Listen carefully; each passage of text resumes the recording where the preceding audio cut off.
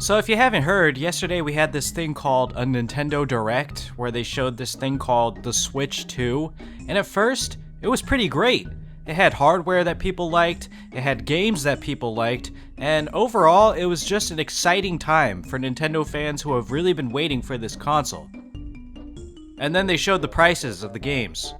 Yes, Mario Kart World, the launch title for the Switch 2, is going to cost $80 American.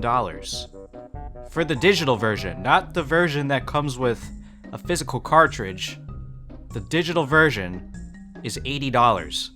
Before we continue about the price of the games, let's talk about the price of the console itself. This thing retails at $449 USD, and I said in a previous video before the Direct that I was hoping the console would be $400, but anything over $450 would be pushing it.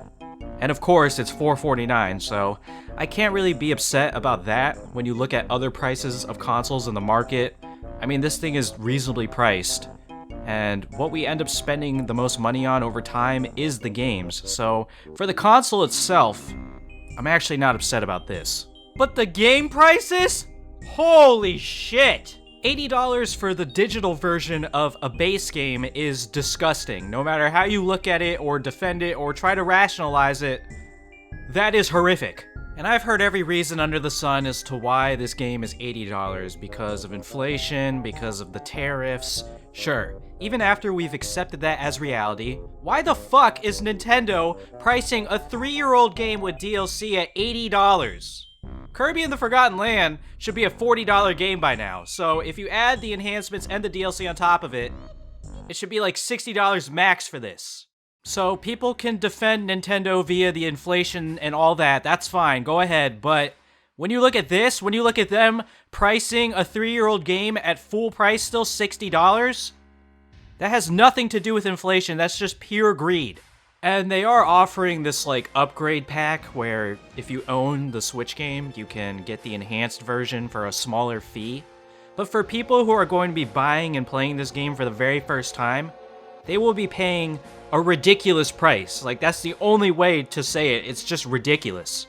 And of course you have some people saying, well, it's only $10. Yeah, well, we said that when Tears of the Kingdom was $70, and now the games are $80, which means it's been a $20 increase since that time. So when it's only another $10, it's gonna be a $90 fucking game.